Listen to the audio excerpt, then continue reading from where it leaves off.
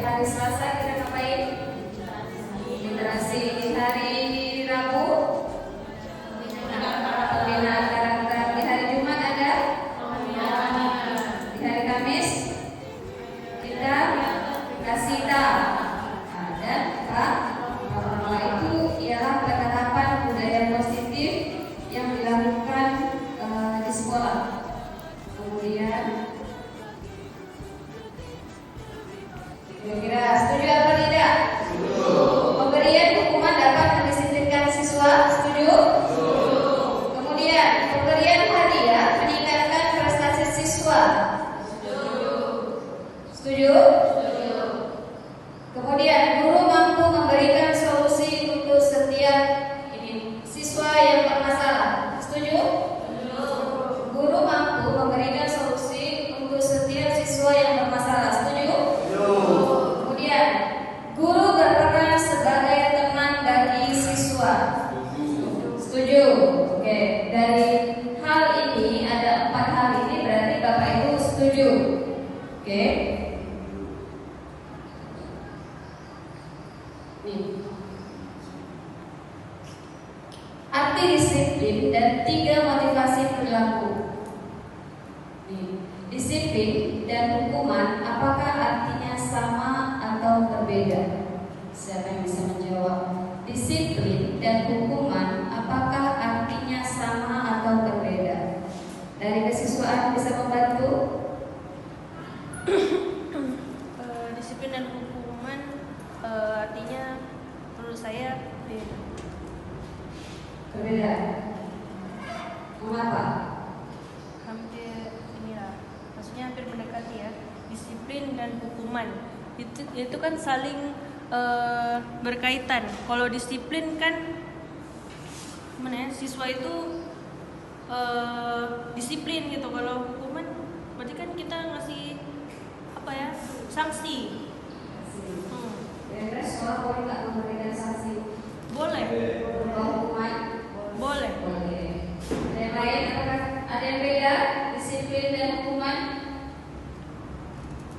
Disiplin itu lebih ke sikap disiplin yang bisa dibiasakan dengan kebiasaan. Kalau hukuman itu lebih ke efek dari sikap yang telah dia buat. Akibat dari yang telah dia buat, misalnya melakukan kesalahan apa, terus biar ada efek, biar dia lebih disiplin, maka diberikan hukuman. Berarti disiplin dan nih. Materi saya tadi terkait budaya positif. Budaya positif yaitu nilai-nilai yang diyakini dan diterapkan oleh sekelompok orang dalam jangka waktu tertentu sehingga menjadi suatu kebiasaan. Pagi hari kita melaksanakan kegiatan 5S. Berarti itu suatu kebiasaan yang positif. Kenapa budaya positif itu dibuat?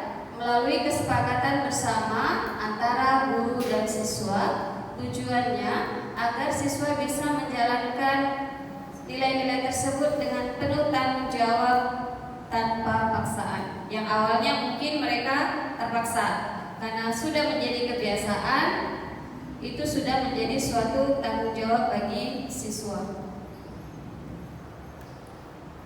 Disiplin positif itu merupakan salah satu cara penerapan disiplin yang bertujuan untuk menumbuhkan kesadaran serta memberdayakan anak untuk melakukan sesuatu tanpa sokokan, ancaman maupun hukuman.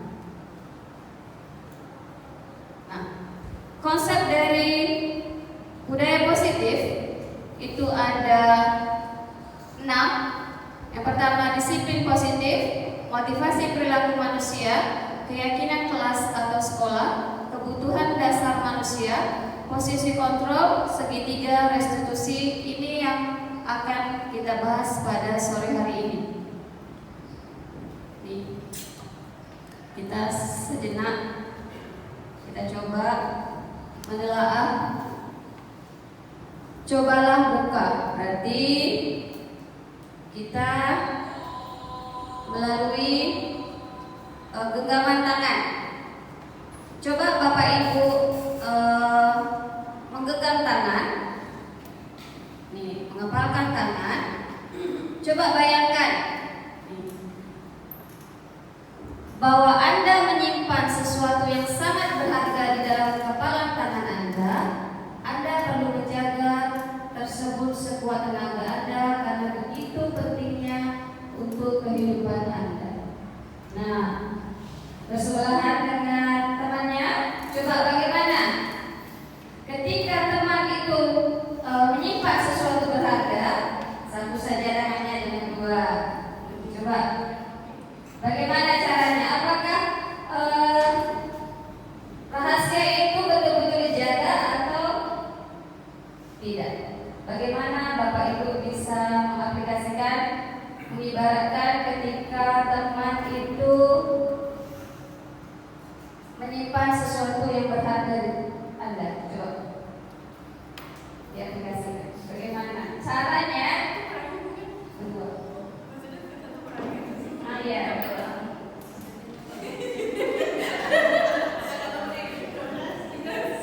Apakah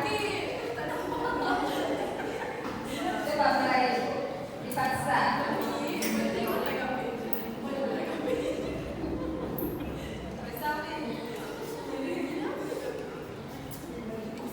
Misalnya teman B itu membujuk, menghardik, mengintimidasi, memarah, menggoda, mengkritik. Apakah dibuka kepala itu? Tidak. Itu kan ada. Itu apa di sini? Menghardik tak ada di sini ya? Marahi, membujuk tadi. Menggoda. Iya, siapa yang bisa jelaskan ketika kepalan tangan itu tidak dilepas itu, siapa yang bisa menjelaskan? Tadi kan sudah dibujuk, sudah digoda, sudah diintimidasi, sudah apa tadi? Ditawarin uang ya untuk membuka itu. Mengapa tidak mau membuka kepalan tangannya? Kenapa? Karena menyimpan sesuatu yang berharga. Bisa diaplikasikan tidak? Kira-kira itu sesuatu yang sulit atau sesuatu yang mudah kira-kira? Menjaga rahasia orang, sesuatu yang sulit kan? Karena kalau ditawarin sekepok uang, mau nggak? Kalau digoda, dan laki-laki dan perempuan kira-kira digoda? Tidak. Itu tergantung siapa? Diri sendiri. Paham ya? Nilai-nilai kebajikan. Nilai-nilai kebajikan bisa berupa keadilan, keselamatan, tanggung jawab, kejujuran, rasa syukur, lurus hati, berprinsip, integritas, kasih sayang, rajin berkomitmen, percaya diri, kesabaran, keamanan, dan lain-lain. Kita menerapkan kurikulum merdeka. Ini masuk dalam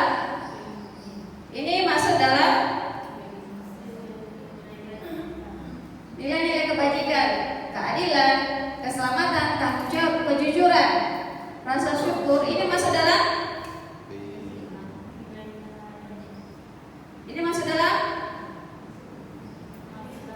B3. Profil pelajar Pancasila. Profil pelajar Pancasila itu ada berapa dimensi? 6 atau 7 atau 8? Profil pelajar Pancasila ada? Yang pertama beriman bertakwa kepada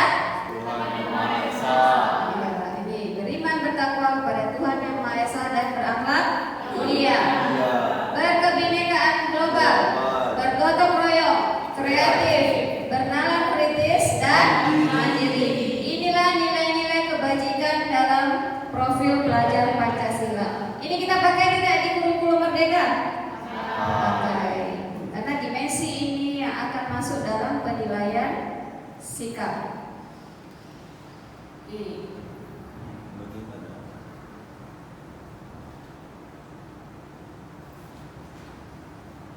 Kira-kira nilai kebajikannya apa kira-kira?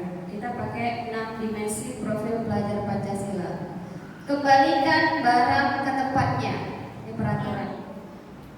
Apa kira-kira? Masuk mana? Berapa? Hadir di sekolah 15 menit sebelum pembelajaran dimulai. Ayo. Masuk mana dia? Mandiri, tidak terlambat kan? Iya. Kemudian dilarang melakukan kekerasan. Iya. Berakhlak mulia. Dilarang menggunakan narkoba. Bergantian atau menunggu giliran. Gotong royong. Dilarang merokok. Berakhlak mulia. Gunakan masker. Gunakan masker. Mandiri. Berjalan di kelas dan koridor.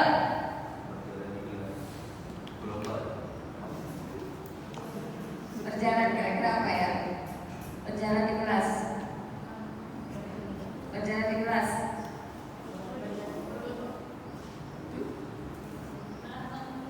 Berapa kuliah? Berapa kuliah? Mandiri.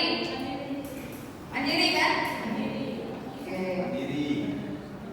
Tadi ini nilai-nilai kebajikan yang ada dalam profil pelajar Pancasila. Selanjutnya, teori motivasi perilaku manusia. Untuk menghindari ketidaknyamanan atau hukuman, untuk mendapatkan imbalan atau penghargaan dari orang lain, untuk menjadi orang yang mereka inginkan, dan menghargai diri sendiri dengan nilai-nilai yang mereka percaya. Inilah teori motivasi perilaku manusia. Kebutuhan dasar manusia itu ada 5: bertahan hidup, penguasaan, kesenangan, kebebasan, kasih sayang, dan rasa diterima. Bertahan hidup, kesehatan, rumah, makanan, biologis. Penguasaan, keinginan untuk dianggap berharga, kekuatan untuk mencapai sesuatu, diakui atas prestasi dan keterampilan, didengarkan dan memiliki harga diri. Kesenangan, kebutuhan untuk mencari kesenangan bermain dan tertawa. Kasih sayang dan rasa diterima, kebutuhan untuk disayangi dan diterima, kebutuhan tetap terhubung dengan orang lain. Kebebasan, anak-anak dengan kebutuhan kebebasan yang tinggi menginginkan pilihan. Mereka perlu banyak bergerak, suka mencoba-coba, tidak terlalu terpengaruh orang lain, dan senang mencoba hal baru.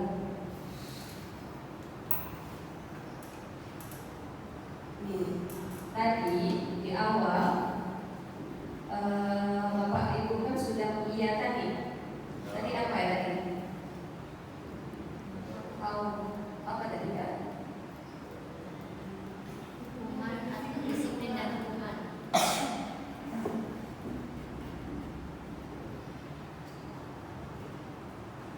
Jadi pemberian hukuman, jawabannya iya kan?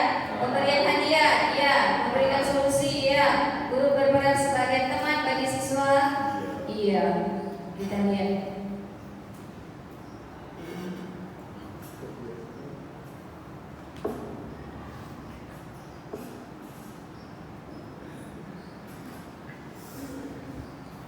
Nih, ada hukuman, ada konsekuensi, dan ada restitusi.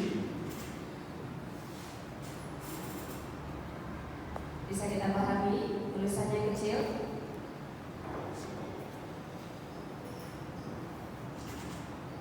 Hukuman tidak contoh saja, tidak nyaman untuk murid atau anak untuk jangka waktu panjang. Konsekuensi, tidak nyaman untuk murid untuk jangka waktu pendek.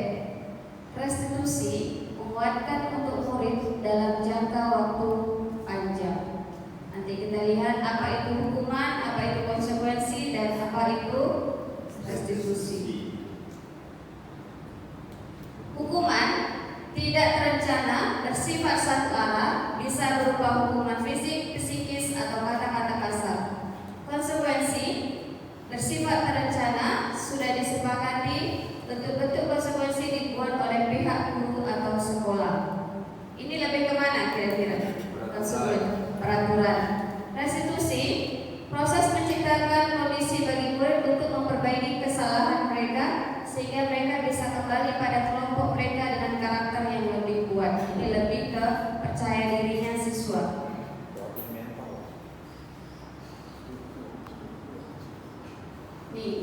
Coba kita lihat. Apakah ini konsekuensi atau hukuman? Mencatat selalu sekali di dalam buku kalimat, saya tidak akan terlambat lagi karena terlambat ke sekolah. Ini konsekuensi atau hukuman?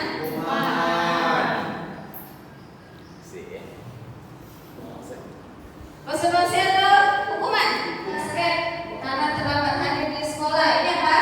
Hukuman. Membersihkan coretan yang dibuat di meja tulis. Konsekuensi, oke. Murid diminta untuk push up 15 kali karena tidak menggunakan masker ke sekolah. Hukuman. Berdiri di depan kelas sambil mengangkat kaki satu karena tidak bisa menjawab pertanyaan. Membersihkan WC karena merusak pensil teman. Hukuman. Lari keliling lapangan karena terlambat 10 menit pelajaran PJOK. Ya. Hukuman atau konsekuensi? Lari keliling lapangan karena terlambat. Konsekuensi, karena ini sifatnya siswa sama guru PJOK kan? Mengapa keyakinan kelas bukan peraturan kelas? Ayo. Apakah Bapak Ibu sudah menerapkan kesepakatan kelas pada saat mengajar? Apakah sudah menerapkan? Kira-kira kesepakatan kelas itu apa saja? Dari mata pelajaran matematika. Satu saja bersamanya. Tidak terlambat saat masuk pelajaran. Tidak terlambat ya. Ingat ya Bu, tidak ya. Tidak terlambat. Next. Tidak diperbolehkan menggunakan handphone saat belajar. Oke, next. Kesepakatan. Tidak boleh saat menjelaskan. Oke. Jika terlambat 15 menit tidak boleh masuk. Oke. Bu, tidak boleh bermisi lebih dari 5 menit. Next. Menyelesaikan tugas yang diberikan. Next. Tidak boleh menggunakan HP saat berbicara. Next. Menyelesaikan tugas yang sudah diberikan oleh. Next. Masuk kelas tugas hukuman yang diberikan. Iya. Next. Tidak terlalu banyak izin buat. Tidak terlalu berizin. Oke.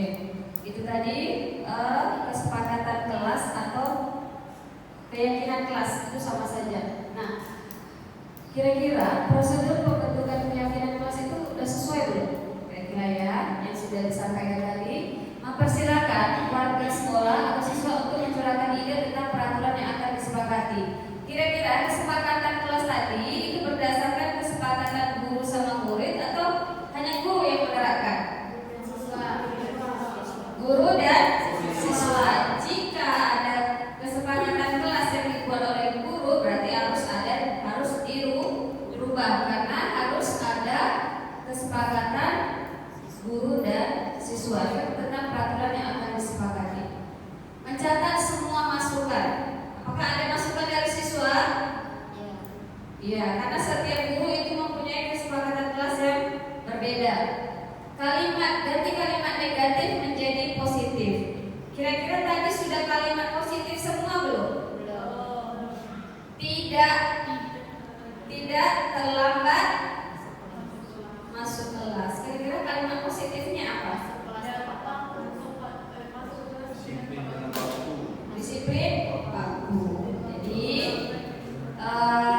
Bapak Ibu nanti bisa merevisi kalimat kesepakatan kelas.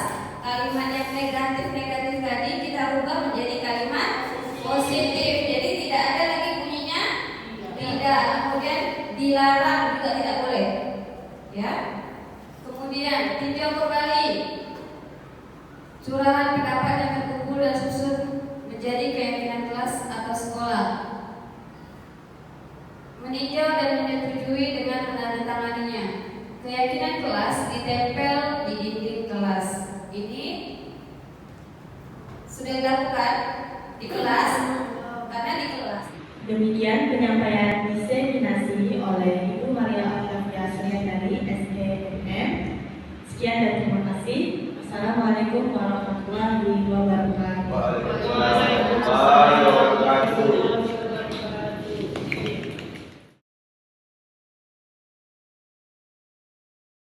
Siang Saira. Siang Bu. Saira dari mana? Dari kelas. Dari kelas. Saira tahu nggak kenapa Ibu memanggil Saira? Tahu. Tahu? Kok langsung tahu? Kenapa? Karena tadi Ibu panggil Saira membeli Siska. Membeli Siska. Siska teman baik kamu atau musuh kamu? Musuh. Musuh. Kenapa kamu sering membuli Siska? Karena Siska suka ngatur-ngatur saya kalau pacaran. Oh, suka mengatur-ngatur. Kamu kesal? Kesal. Jadi menurut kamu itu alasan yang tepat dengan kekesalan kamu tadi? Tidak. Akhirnya kamu membuli? Tidak. Tidak. Jadi bagaimana caranya supaya kamu gak kesal sehingga kamu tidak membuli? Menahan emosi dan kita harus lebih paham memperhatikan orang lain dan menghargai. Siap. Jadi kamu ingat nggak kira-kira kemarin kesepakatan di kelas tentang keyakinan kelas kita belajar apa itu? Menghargai sesama teman. Menghargai sesama teman. Siska sudah melanggar keyakinan kelas kita? Sudah. Sudah, yaitu membuli Membeli teman. Jadi semoga dengan tindakan ini Saira bisa berubah, tahu kesalahan, dan semoga tidak membuli lagi. Bisa dipahami Siska? Bisa dipahami Saira? Bisa Bu. Ya, sekian, terima kasih. Siang Bu. Selamat siang semuanya. Perkenalkan, nama saya Saira dari kelas 11 IPS. Dari yang Bu Maria panggil tadi, saya bisa belajar kita harus menghargai sesama manusia dan tidak boleh saling menjatuhkan orang lain. Sekian, terima kasih.